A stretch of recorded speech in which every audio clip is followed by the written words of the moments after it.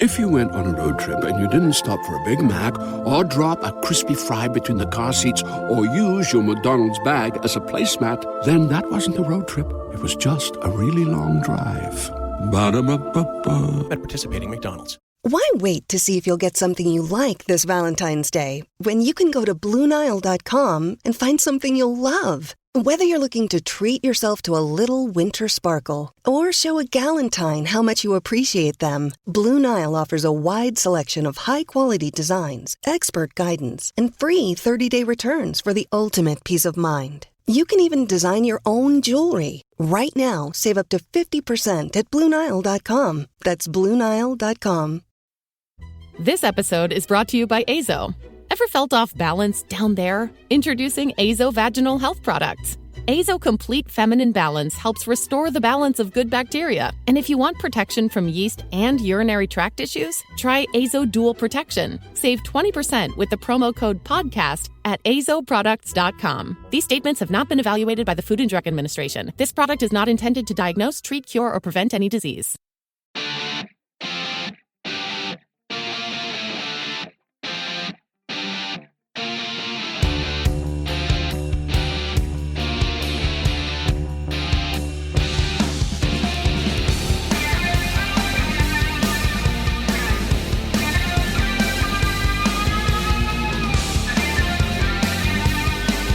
Hello, everyone, and welcome back to another edition of the Penscast. I am your host, Garrett Bahana, and alongside me, fellow contributing writer over at Pensburg.com and co-host of the Penscast and the Penscast Mailbag, it's Robbie Noggle. Robbie, we are recording this in the evening of April 6th before the puck drop between the Penguins and the Minnesota Wild. And I don't think it's hyperbole, given that where the Penguins are right now. I don't think it's hyperbole to suggest that this game is a must-win, and perhaps, if you'd like to get even more dramatic, Robbie, the Penguins' playoff chances maybe do hang on the result of this game. Granted, there are a couple of games left to be played in this season, but Robbie, how are you feeling heading into tonight's game? It really feels like we are in uncharted territory for the first time in a long time with the Pittsburgh Penguins. Yeah, can't say I feel great, to be honest with everyone. And like you said, this is even the Penguins haven't really. I think it was 2015. They were close-ish. It was up in the air until like the last weekend. But right now, they're outside of a playoff spot by a point. No more games in hand. Completely do not control their own destiny. And I guess the good news is that it's not over till it's over, and there's still an opportunity in front of them. It's going to be whether or not they can grasp that opportunity because, again, we'll talk about the forthcoming schedules between the Penguins, New York Islanders, and Florida Panthers here coming up. But, I mean, it's not a great position to be in, but I guess they technically could be eliminated. But, yeah, it's definitely for a lot of fans, and even for me, as a fan for over 30 years, this is somewhat uncharted territory outside of a few years. So, yeah, it starts tonight. By the time you're listening to this, you'll have a clearer picture to where everything stands. But it could be worse, but it definitely on the knife's edge right now. They face a very realistic possibility. Think about this. Missing the postseason for the first time since 2006. Robbie, yeah. I was 8 years old in 2006. Okay, so you're aging me a little bit, but 2006, I would have been a sophomore in college. I would have just gotten my driver's license. It has been over half of my lifetime since the Penguins last missed the playoffs. It's unfortunate that it's in this situation, but I can't. I think that looking at it, no one to blame but yourself. Really? The Penguins have no one to blame but themselves. Well, I mean, you can maybe blame Ron Hextall, but the Penguins are only playing with the players that are on the roster, and then most of those players just aren't good enough. And when we record next week, we'll probably know for sure, I'd say. I mean, I think the last game is next Thursday, so maybe we push it back a day so we can do a either a full eulogy or a playoff preview of sorts for what the Penguins will be looking at. But yeah, they have no one to blame but themselves, and that's the reason they're in this situation. There's plenty of stuff to look back. You think at the time that, oh, there's just one blown lead, they all work out. Those games now, I mean, they all matter. And when it's a race this tight, you can look back at a million different things that went wrong during the year, and they all stick out now. And that's the situation they're in. And the final stretch is against the Wild tonight, and it's a very good Wild hockey team. They are already clinching the playoffs. They are still in the fight for the Central Division crown. They have, entering this game, 44 wins, 98 total points.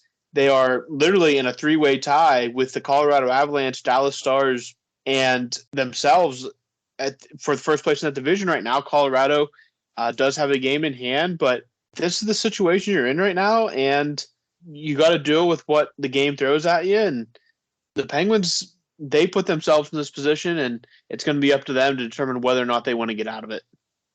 And so with that, let's go a little bit deeper and talk about this. I'm getting all of these statistics right now from moneypuck.com, and you can go, Robbie, I know you like to use 538. Right now, I'm just looking at MoneyPuck. The Penguins right now have a 54.6% chance of winning this game tonight. So for all intents and purposes, you could call this game a coin flip, as you were describing how successful the Minnesota Wild have been to this point. And how poetic is it, Robbie, that Marc-Andre Fleury is expected to be the starting goaltender tonight for the Minnesota Wild? There is a scenario in which Marc-Andre Fleury, for all intents and purposes, destroys Pittsburgh's playoff hopes tonight. That is just... Yep. That is mind-boggling. And looking at some of these other percentages, if the Penguins beat the Wild in regulation tonight, their playoff chances go up to 56.9%. That in itself, right there, 56.9%. That's a boost of 14.7% to where MoneyPuck has their current model right now. But even 56.9%, that doesn't feel like a sure thing. That does not feel like a guarantee. If the Penguins lose to the Wild in regulation, again, for all intents and purposes, their chance to make the playoffs falls to 21.2%. You hate to use the term must win, and I really think the term must win is thrown around all too loosely in just about every sport. Even with this game against a Western Conference opponent, given that the Penguins are out of a playoff spot right now by 1 point, this game is as close to a must-win for the Pittsburgh Penguins that we've seen in several years. And I can't get over the fact how much is hanging on this game. The fact that Marc-Andre Fleury, it could be that guy to shut the Penguins out of the postseason effectively. And don't forget, the guy that's running the show in Minnesota as well could very well be the Penguins general manager. Exactly. There is so much there are so many what if scenarios that could have played out differently over the last 5 or 6, 7 years or so. It's weird that it's all converged on this night. And another thing, it's not quite to the Marc-Andre Fleury, Bill Guerin level, but we talk about the Penguins' bottom six being terrible. Freddie Gaudreau, yes, a guy that was excellent in Pittsburgh he was basically a waiver pickup. He was not they paid nothing for him. Exactly. They let him walk, and he's found a home in Minnesota, been fantastic for them. And as part of the reason that Minnesota is approaching the 100-point barrier and fighting for a division title and is going to be battling for a Stanley Cup. I mean, there's so many different kind of layers to this game tonight.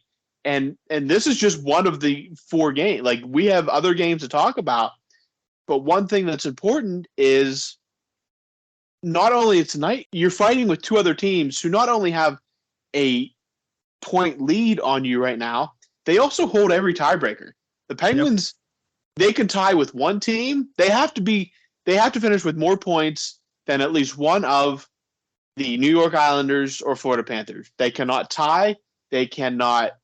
Because they hold both the Panthers and the Islanders hold the top tiebreaker over the Penguins. So they cannot finish tied. They need 2 points. They need, because even if they get a point tonight and Florida or the Islanders lose in regulation, they still hold the advantage over the Penguins. And they need all 3 points or all 2 points tonight. I don't care if you give Minnesota a point. I don't actually, giving the opponents coming up, I don't care if you're giving a point to any of the final 4 teams. You cannot lose points. You have to win these hockey games. And again, the Penguins have not done hardly anything of any kind of win streaks since the new year. If you're going to go on a win streak at any point, right now would be the perfect time. But I have no faith in the Penguins to do that. Can they win tonight? Absolutely. They could win their last 4 games. This team, you don't know. But I, right now, don't have the faith. And I hope that when you're listening to this tomorrow, it's a completely different story. I hope when we record next week, we're talking about a playoff series against the Bruins or Hurricanes, however bad that may go for the Penguins. But right now, I mean, you cannot get any clearer what needs to happen. Not only the Penguins winning, though, the teams in front of them have to lose at least one hockey game.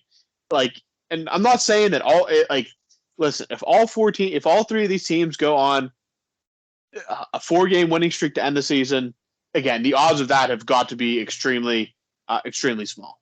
But that said, the Penguins, they can't control their own destiny. They can only control what they do. And that starts tonight against Minnesota and then continues this weekend into next week. So you got to focus on the task at hand, 1 game at a time. Don't watch the scoreboard, but go out there and you got to do something. No time like the present, I guess. And it's their fault they're in this situation, but they still have one last chance to make it to make it right before what's going to be a long off season. So yeah, let's talk about it now. Let's start previewing the 3 teams that we are talking about here: the Penguins, the New York Islanders, and the Florida Panthers. We'll start with the Penguins, and obviously we've previewed this game against the Wild tonight and the importance that it has for the Penguins' future. Let's talk about the game on Saturday against the Detroit Red Wings, a team, Robbie, that the Red Wings, they destroyed the Penguins thanks to David Perron's hat trick at the end of March on Tuesday, March 28th. The Red Wings win 7-4 over the Penguins. The Red Wings aren't going anywhere this season. They're starting to come out of that rebuild that they've been in for the last several years, but they are not in a playoff position by any stretch of the imagination. You would like to think that perhaps this game against the Wild is the toughest game the Penguins will play out of their remaining 4. But the answer is you do not know with this team. Yep. It is so, and it's weird to give analysis like that because there's no substance to it. Just saying that you don't know what you're going to get with this Penguins team, but that is the God's honest truth. You do not know what you're going to get with this team. The Penguins could come out Saturday. They could win tonight. Let's say they win tonight for the sake of their playoff chances. They could win tonight against the Wild 4-1. They'll go into that game against the Red Wings, and they could find a way to lose 3-2 in overtime or 4-2 in regulation. It is so unpredictable. I have not felt a sense of unpredictability with this team in several years. So you're looking at a team, the Red Wings on Saturday, that the Red Wings beat the Penguins 7-4 at the end of March. Then you go to the Blackhawks. The Blackhawks are in the Connor Bedard sweepstakes for sure on Tuesday, April 11th at 7:30.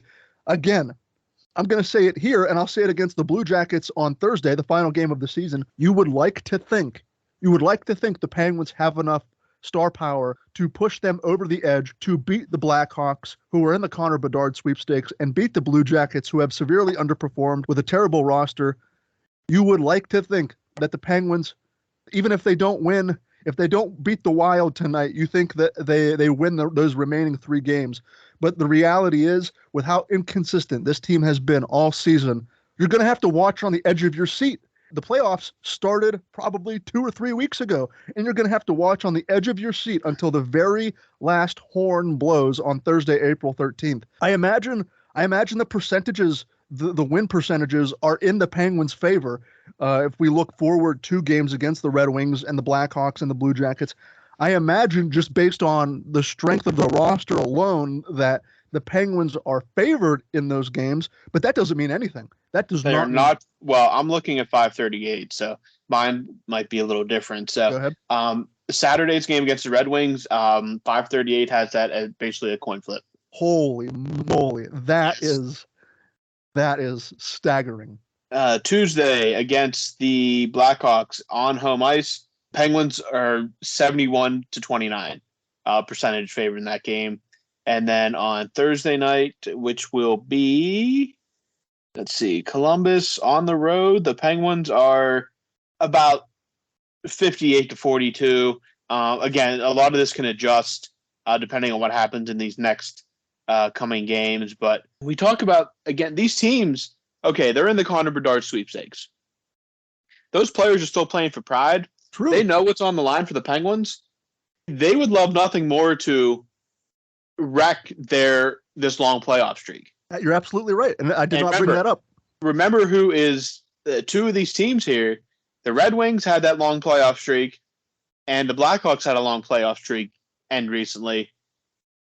I mean, they know what it feels like to have that come crashing down. So do not be surprised if there's not a little bit more motivation for these teams, and then you throw in the rivalry aspect with the Columbus Blue Jackets, they're going to want to win that game too. So again, they've lost to the Red Wings twice this year already, and they blew that 4-0 lead right around Christmas. That, again, we look back at that now, that's an extra point the Penguins threw away.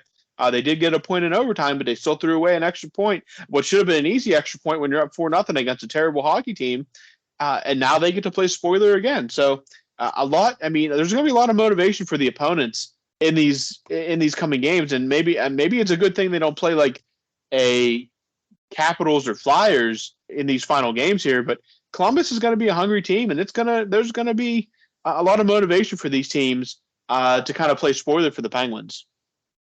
So let's look now at the other two teams the Penguins are fighting. And I've pulled up 538 myself. I'm looking at the projections right now between the Panthers and Senators later tonight. The Panthers have a 65% chance to beat the Senators. Again, even without looking at these percentages, I would have hedged my bets that the Panthers would beat the Senators. Again, the Senators are not playing for much of anything. But like you said, Robbie, you always have to throw in that aspect of teams that are out of it in the Bedard sweepstakes playing spoiler to teams that are fighting for playoff chances. So even with the Panthers having a 65% chance of winning this game against the Senators, nothing is final until the final horn has blown. And again, the Islanders and Lightning tonight at 7:30. Looking at 538, that's a true 50-50 split, a true toss-up. The games on Thursday, we'll have, we've said it before, we'll say it again, we'll have a clearer understanding probably around 10:30 Eastern on Thursday night. And Tampa is roughly settled yes. with what they're going to be the 3 seed out of the Atlantic against the Maple Leafs. So they're kind of, again, it's not easy to rest guys in hockey because you have a 25 roster limit. You can't really it's not like the NFL where you can just swap in whole units and stuff, but maybe Vasilevsky gets a few nights off. But again, and we'll talk about the Panther schedule here in a second, but I think if you look at it, the Penguins, I'd say out of the 3 teams, have the easiest schedule in these final 4 games. After the Senators on Thursday night, their final 3 games are no cakewalks, even though they play the Capitals on Saturday. The Panthers play the Washington Capitals on Saturday. The Capitals are eliminated from postseason contention. However, if you want to skip past the Capitals, not saying that'll be an easy game for the Panthers to win, the Panthers play the Maple Leafs and the Hurricanes to end the season. On April 10th, they play the Maple Leafs. On April 13th, Thursday, they'll play the Hurricanes. Both of those teams are settled. Both the Maple Leafs and the Hurricanes, I don't think they're going to try and risk. They're going to try and limit risk as much as they can. But like you said, it's hard to play that game with a roster limit, a roster size limit. Looking at the Panthers right now, then we'll shift over to the Islanders.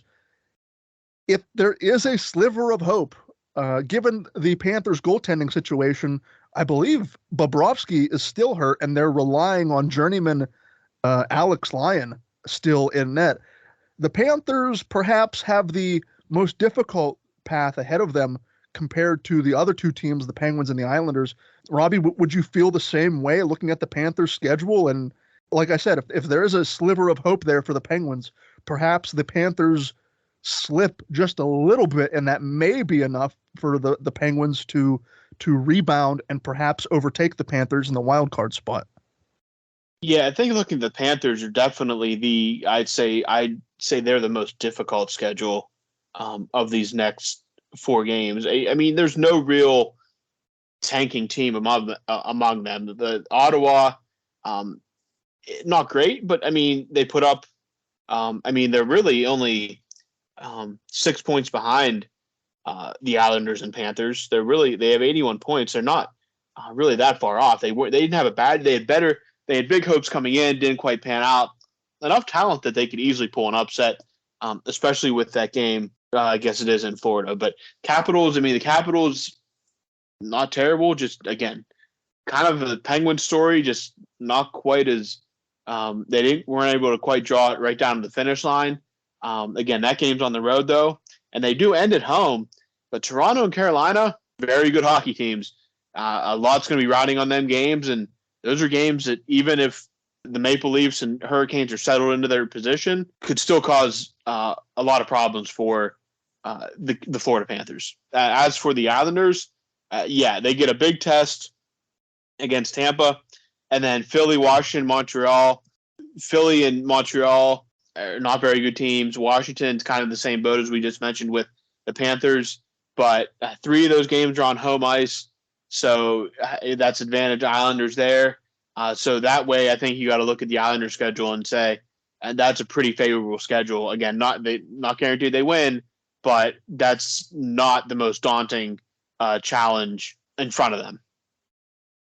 No, if you really wanted to, you could simplify it and say, because of the strength of schedule for the final 4 games, you could really simplify it and say it's the Panthers and Penguins who are vying for that final wild card spot. Again, I'm talking simplest terms, strength of schedule, and nothing is a given in this league. The Flyers, the Canadians could come out and beat the Islanders in regulation. The Capitals, I think they're going to play with pride. Ovechkin is going to continue his goal-chasing streak to try and catch Gretzky. I think they're going to play with pride, but holy moly. So I will say, if you look at the schedules, the Penguins in their last 2 games against Chicago and Columbus, they will go in with a game in hand knowing what the Islanders have done. And because the Islanders play Monday, Wednesday, the Penguins are Tuesday, Thursday. And the same situation for the Panthers as well, going into them 2 games against Toronto and Carolina. They're going to know what the Islanders have already done. They're going to know what they need to do, what is ahead of them. And again, a lot to happen between now and then, because all those teams have 2 games on Thursday night tonight and then Saturday. But again, the Penguins play at 1:00 on Saturday. And then you have, let's see what other times these games are. You have the Islanders, both the Islanders and Panthers are at 7 and 7:30 on Saturday night. So they're going to know kind of those 2 teams will actually have a game in hand technically when they drop the puck on Saturday night with the Penguins playing during the day. So it could be that game as well, huge importance. Even if, let's say, all 3 teams win on Thursday night, the Penguins go and win Saturday, all of a sudden the pressure flips to the Islanders and Panthers to take care of business on Saturday night. So the Penguins still, the window's still there. It's just going to be whether or not they can take advantage of what opportunity is there and can control what they can control. Let's end with this, Robbie. Let's end with some reckless speculation. First off, I don't want to give that eulogy like you mentioned until next week. I think that's what we will do, given that the Penguins season will end on that Thursday next week. We typically record on early Thursday evening, so that's what we will do next week.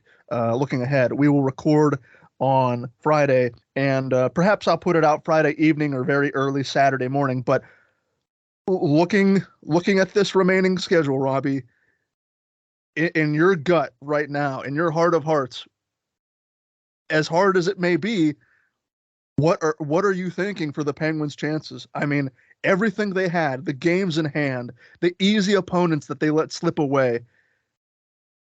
in your opinion, do the Penguins find a way to get in, or is it the end of an era per se, and we head towards a long and questionable offseason? So again, this prediction could be completely washed by the time that this comes out on Friday.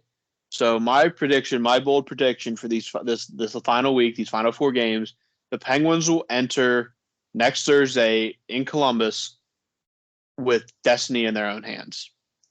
Whether or not they simply need to win that game and pull away, or they need a win over the Blue Jackets to surpass the Islanders, because the Islanders season will be over at that point. The Penguins will enter that game against Columbus controlling their own playoff destiny. How they get there, I don't know. But They will enter that game controlling their own destiny.